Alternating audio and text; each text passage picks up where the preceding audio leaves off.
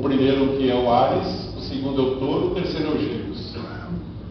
Aqui você tem um segundo grupo que está, ao invés do primeiro, onde dois estão voltados para o cabeça, para o líder, para um, esses três estão voltados para o centro.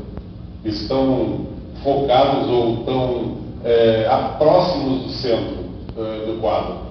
Depois dele tem um novo grupo, onde vocês veem que tem uma figura que se projeta através dos outros dois, e eles formam um outro grupo que se relaciona entre si mesmos, né? Entre eles mesmos. E aí veio um outro quarto grupo que vocês podem ver que estão numa posição quase que parece saindo do quadro, estão olhando à distância, estão tendo um raio visual, pode ver que os olhos dos três estão para aquela cena que está acontecendo ali. Então isso corresponde às 4 estações do ano, né? E também a cada um dos 12 signos reunidos em 4 grupos de 3. Então nós temos o Áries, o Touro e o Gêmeos nessa primeira fase, depois o Câncer, o Leão e o Virgem na segunda, Libra, Escorpião e Sagitário na terceira, e no quarto Capricórnio, o Aquário e o Peixes, né? E vocês podem ver que o Peixes é o único que está de corpo inteiro, que representa a totalidade, ele é a síntese do todo, ou ele traz em si a totalidade. É aquele que une o peixe e o cardume, porque todos nós somos peixes dentro de um grande cardume da humanidade. E o que nós percebemos é que metade do nosso mapa astral diz respeito ao peixe e a outra metade ao cardume. E nisso a natureza tem uma diversificação. Ela faz peixes mais peixes e peixes mais cardume, que seria mais ou menos o correspondente aos predadores e aos altruístas, aos conservadores e aos liberais, os da esquerda e os da direita, né? Os inteligentes e os intuitivos, toda sorte de diversidade dual que a natureza gera para que nunca nenhum desses predomine. Tá? Então, nesse primeiro grupo nós temos o Áries com essa atitude impulsiva, né? Vocês veem que ao lado dele o Touro aceita esse impulso e o materializa, enquanto que o Gêmeos na sequência toma esse impulso e estabelece com ele uma troca e um movimento e uma circulação com o grupo ao lado. Ele faz uma interface e uma relação entre dois grupos, né? Que é classicamente característica dos geminianos, né? O Câncer é esse que tudo traz para dentro de si, conforme o movimento das suas mãos. Vocês podem ver que o perfil dele é absolutamente talhado naquele desenho clássico da Lua, e ali está representado, ao mesmo tempo que ele é o mais alto do quadro, ele é o que olha de baixo para cima, simbolizando essa expansão e contração, a maré alta e maré baixa que pode haver em toda a natureza. O Leão é esse que representa o Sol. Pela própria postura, vocês podem ver que os braços parecem raios, ele se irradia e ele se vê a si próprio, o olhar dele é circular, é narcísico, né? Ele se contempla e se admira de se ver a si próprio nesse centro, enquanto que no Virgo surge a percepção da diferença e da discriminação, a comparação e a colocação de uma questão que parece que ninguém mais está percebendo ou interessado. Do outro lado, nós temos em oposição direta ao primeiro, enquanto aqueles dois lá se voltam para a liderança dele, a cabeça dele, esse aqui inclina a sua para os outros e une as mãos e tem os braços numa posição vaginal, né? Então, de um lado você tem o falo, né, do Áries, do ímpeto, do começo de tudo, comparado ao falo, e aqui você tem a receptividade feminina, a capacidade de introspecção e de se voltar para dentro de si mesmo, enquanto que lá todo o olhar masculino e a ação masculina está voltada para fora. E a seguir vem o Escorpião, que é aquele que ao mesmo tempo percebe algo transcendente, também se intimida ou se atemoriza, e esse impacto que essa percepção causa gera esse abalo, né, que é o sal virado sobre a mesa. E ao mesmo tempo ele tem as mãos em posições de tenazes, né, procurando tratar da sobrevivência do coletivo. Né? Então, do ponto de vista do simbolismo zodiacal, é impossível acabar com o capitalismo, porque o capital é a cabeça, né? A palavra capital quer dizer literalmente a cabeça. E cada cabeça, uma sentença, como diz o povo, né? E a cabeça busca a sua sobrevivência.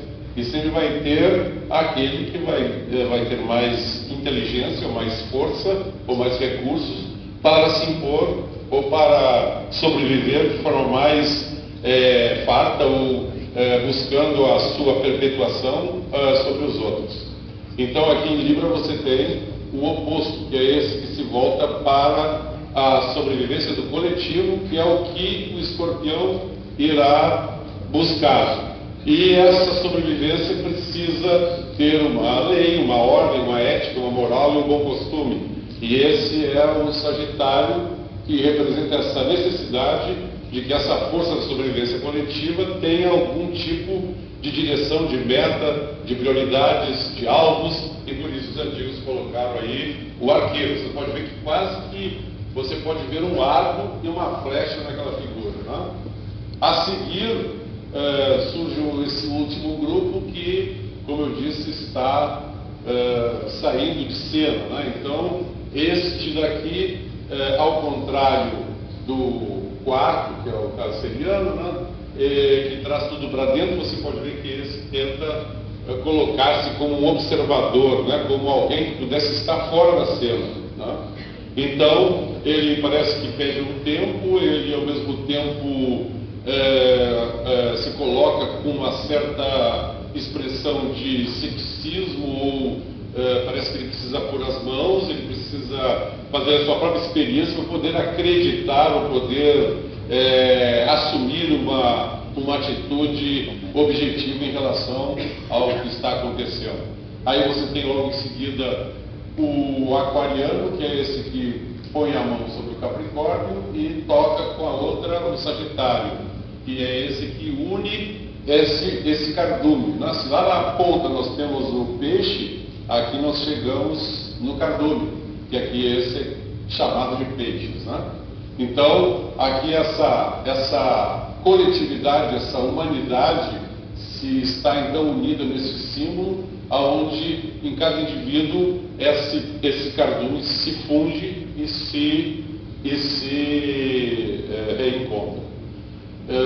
Esse é um outro símbolo que é bastante interessante, porque ele nos coloca o corpo humano como um espelho desse curso da natureza e dessa expressão da energia cósmica.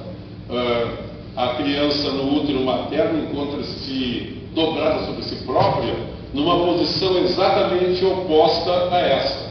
Ele nasce com a cabeça virada para a terra, né, como era clássico, como as índias, os povos primitivos, as mulheres abrem as pernas e a criança cai, ela corta o cordão com a boca, come a placenta e sai caminhando. Né? Foi um belo trabalho do patriarcado falocrata convencer as mulheres que elas precisam ser internadas em hospitais para ter filhos. Né? Existe um longo e extenso trabalho ligado aí ao processo do cardume da coletividade, aonde nós vamos tendo ciclicamente predominâncias patriarcais e matriarcais. Né? Agora nós estamos chegando novamente no fim de um patriarcado falocrata, né, que a gente vê claramente o que é que esse masculino em extremo é capaz de fazer com a natureza que é feminina. Tá? Mas desde 2005 para cá, nós vemos que há um movimento do feminino, do neofeminino, não é um novo feminismo, mas vocês veem que agora, em várias culturas extremamente patriarcais e falocráticas, machistas, mulheres estão ascendendo ao poder. Algumas delas não têm muita feminilidade, né? São quase, como uma amiga minha diz, não homens, né?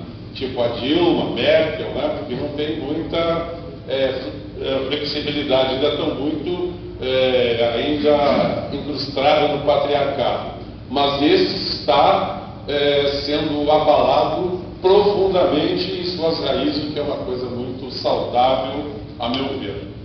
E isso está assinalado pelo surgimento de um astro novo no sistema solar, chamado Eris, que em 2005 passou a fazer parte do sistema solar, segundo os astrônomos, que eu os considero os nossos irmãos gêmeos, né?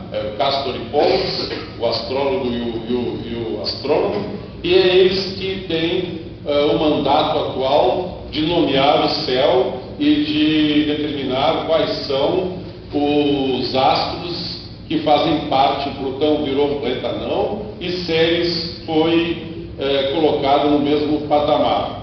Eu encaro os astrônomos como se fossem vozes que nós temos que escutar sobre com o que a gente tem que lidar no simbolismo zodiacal.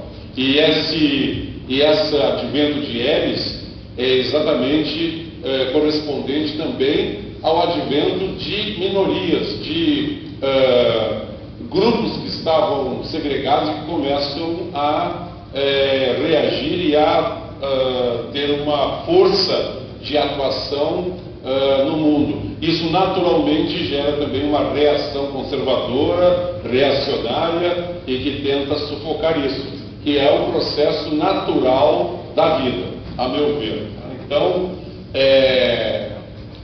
nesse símbolo aí nós temos aqui o Áries na cabeça, né, que é o primeiro que nasce, e sobre essa cabeça existe uma abóbora que é aí associada a peixes, sobre o qual estão os pés, né? Então, simbolizando que aqui se une o indivíduo e a coletividade.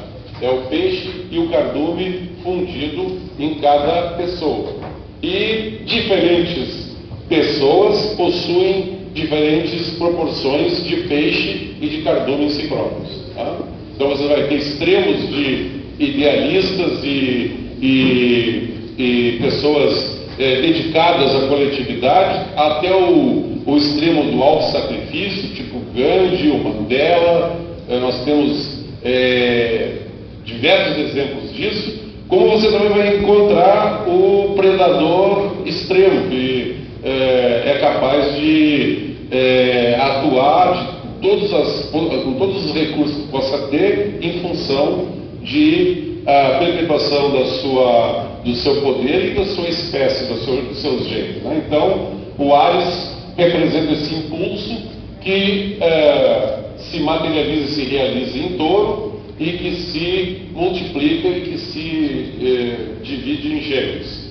Nós podemos dividir esses 4 grupos de 3 signos em 4 etapas fundamentais, conforme a gente vê na visão da astrologia. Você tem aqui no Áries, Touro e Gêmeos o que a gente poderia chamar de um eu primitivo, que é impulsionado fundamentalmente por instintos básicos, que é o primeiro de nascer, de se afirmar e de ser alguém. Né?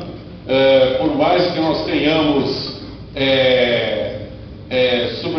sobrepopulação, ninguém está disposto a se suicidar para começar a colaborar com a solução do problema. Né?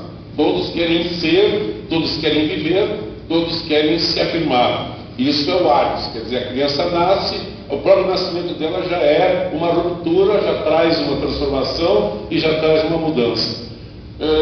O Touro é a pulsão seguinte ou imediata, que é de mamar de se preencher materialmente, de se nutrir, de ser agasalhado, de ter uma proteção, uma moradia. Então todo trata desse instinto que há em todo o indivíduo de sobreviver e de tentar se perpetuar o melhor e o máximo possível.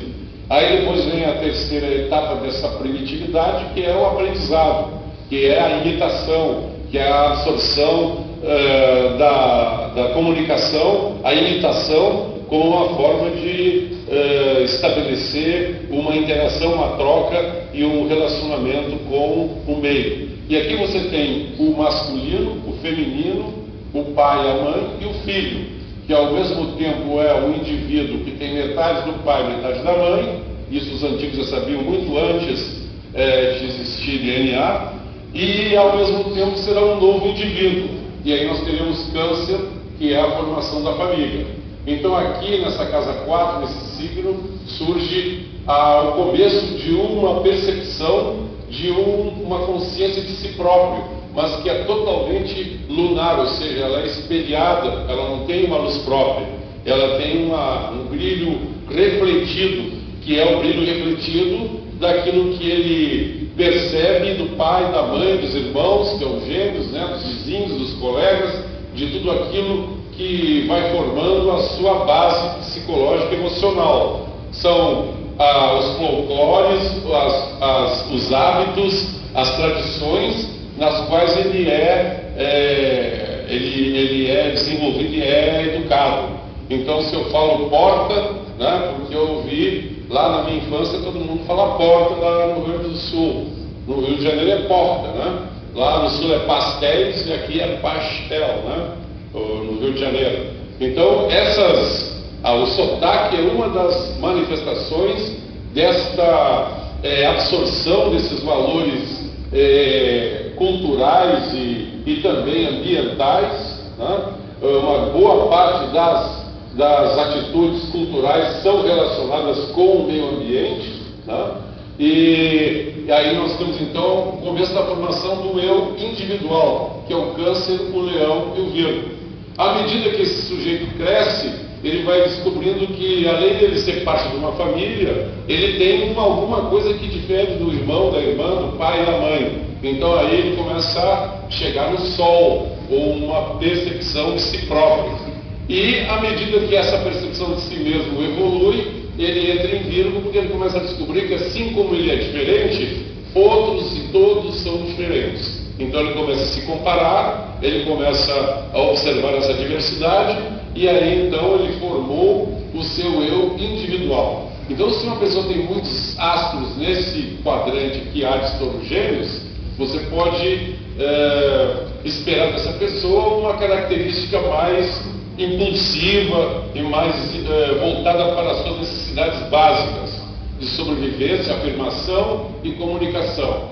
Se você tem aqui astros nesse segundo quadrante, você terá uma pessoa que está mais voltada para a sua própria identidade, para a sua memória, para os seus valores acumulados do passado, e ao mesmo tempo procurando se encaixar e se comparar com o social, que é onde ele vai entrar em Libra, Escorpião e Sagitário. Você tem ali o grupo que traz a consciência comunitária e social, que se opõe ao nascimento, né? Se aqui o indivíduo é um bebê recém-nascido, lá ele faz o rito de passagem para o mundo comunitário e social. Ele passa a ser um membro de uma comunidade.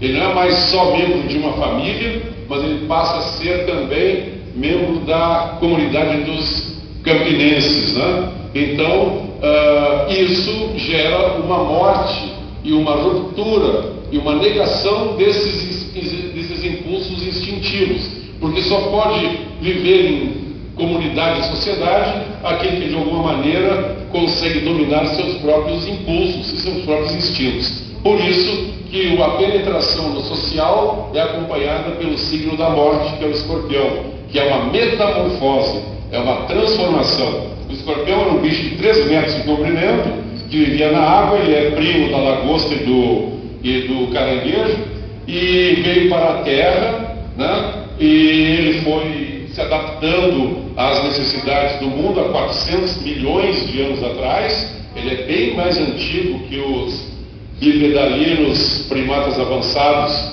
que se ergueram nas patas de trás, e estão aí agora com 20 centímetros. Né? Então os antigos pegaram esse símbolo porque esse símbolo é de renascimento, porque dizer que o escorpião é o signo da morte é uma coisa um pouco distorcida. Na verdade, ele é o signo da transmutação, da transformação. Ele vai trocando de casca 8 vezes na vida. Cada vez que ele troca essa casca, ele perde uma parte inteira que ele regenera. Então, daí vem a ideia da metamorfose, da transformação. E também porque a fêmea, quando não tem o que dar para os filhos, ela dá a própria casca. Então, no escorpião, se no touro você vai encontrar aquelas pessoas que acumulam bens procurando garantir a sua sobrevivência, no escorpião você tem aqueles que querem a sobrevivência do coletivo. Então é aquele que vai trazer o imposto, né? Que é essa contribuição que você faz para ter a rua, para ter a luz, para ter a água, para ter o esgoto. Né? Então aí nós temos essa relação. E por fim vem Sagitário, que é onde esse movimento coletivo precisa ter metas, alvos, objetivos, prioridades e alguma ideologia que o oriente, né? E aí nós temos então as leis, a ordem, as filosofias, as religiões, tudo aquilo que contribui para o ser humano adquirir um foco, uma direção. Então, quando você encontrar pessoas com grande acúmulo de astros nesse departamento aí, você sabe que você está lidando com alguém cuja pulsão é a sociedade, a comunidade, a coletividade. Tipo John Lennon é um belo exemplo disso aí. Capricórnio, Aquário e Peixes é o quarto quadrante. Então aí você vai encontrar aqueles que vão em busca de uma realização no mundo, enquanto que esse aqui quer realizar a família e manter a sua tribo e seu grupo básico, esse quer construir algo que perdure e que de alguma maneira estruture e dê segurança e durabilidade à coletividade. Essa segurança, por maior que ela seja, ela está fadada um dia a ruir, que aí é o Aquário, né? Então, o Império Mongol, que foi algumas milhares de vezes mais maior e mais poderoso e mais predominante do que existe hoje, que é o americano, ou norte-americano, ou europeu norte-americano, ou do Alexandre o Grande, todos eles vão chegar a um ponto que eles vão ruir, né? Nós mesmos, cada um de nós, depois que tiver cumprido a sua função, se aposenta, que é o Aquário, é essa libertação, e o sujeito vai se preparar para voltar a se jogar naquilo que ainda não começou, né? E cai no peixe e se dissolve. Então, se você encontrar pessoas nesse quadrante, você sabe que você está lidando com pessoas voltadas para a coletividade. E um médico mineiro fez um belo estudo sobre a Santa Ceia e mostrou uma coisa que outros já tinham também percebido, mas ele conseguiu estabelecer uma relação geométrica com pentágonos, que é um elemento muito interessante, porque ele é o que corresponde ao corpo humano, e é a figura de uma estrela, né? Porque o pentágono, que é o ângulo de 72 graus, é o que realmente no mapa astral refere-se ao livre-arbítrio, aquilo que está dentro do nosso alcance de fazer e da nossa escolha de realizar. Então, o ponto de fuga do quadro é a cabeça de Jesus, que aí representa essa energia cósmica que tudo sustenta e possibilita a manifestação deste curso da vida. E neste centro, vocês vão ver que nós temos um braço direito descoberto e um braço esquerdo coberto. Então, o lado direito representa uma força criativa, masculina, e a força do esquerdo que está coberto, como era tradicional dos iniciados, cobrir o seu lado esquerdo com proteção, como um lado feminino receptivo, e a mão está na posição de receber. Uma mão dá e a outra recebe, né? Então nós temos uma força criadora que vai da testa para a mesa, ou para a mão que se irradia para a mesa. Você tem um eixo que une, que é o plano da mesa, que une uma mão à outra, que é aí o plano da sustentação. E você tem da mão esquerda, que está nessa posição de recebimento, ela remete de volta ao centro na transformação. Então, do ponto de vista do simbolismo zodiacal, nós temos criação, sustentação e transformação, né? Então, nós fomos criados, né, pelo nosso pai e pela nossa mãe numa concepção. Nós vamos ao longo da vida tentar nos sustentar, nos alimentando, respirando e nos protegendo das intempéries, e fatalmente nós iremos de alguma forma penetrar no processo de transformação. Então, na própria tradição hindu, por exemplo, védica, nós temos Brahma, Vishnu e Shiva, né? Que são esses três também aspectos da criação, da sustentação e da transformação. Os aspectos criativos do mapa astrológico seriam os correspondentes ao trígono e ao sextil, que é onde o sujeito tem o poder de manifestar, materializar e expressar. A oposição é um aspecto de plenitude e de sustentação. É uma constante tensão entre dois polos que visa manter alguma coisa existente. A transformação está ligada às quadraturas e às semiquadraturas, que simbolizam o combate dos elementos e a transformação a que tudo está sujeito. Então, a conjunção é o aspecto que corresponde ao impulso inicial criador, e a sua contraparte é a oposição, que é a força de sustentação. Então, se vocês encontram muitas conjunções no mapa astral, você sabe que estará diante de uma pessoa que tem um poder de impulsionar. Se você tem muitos trígonos e sextis, você verá alguém que é capaz de realizar. Se tem muitas oposições, é alguém que tem uma função de manter e sustentar as coisas. Isso conseguirá através de uma socialização. A solução das tensões da oposição está na socialização dessas forças que estão em oposição. E quem tiver quadraturas e semiquadraturas, este está destinado a trabalhar no campo da transformação. Eu tenho um cliente meu que tentava fazer dinheiro com investimentos e criando coisas, e sempre perdia tudo. Eu disse para ele: olha, você tem que trabalhar com a demolição e não com a construção. Então você tem que trabalhar com empresas falidas, empresas em crise, você tem que comprar empresas quebradas, reformá-las e vendê-las, que você vai ganhar dinheiro. E assim foi.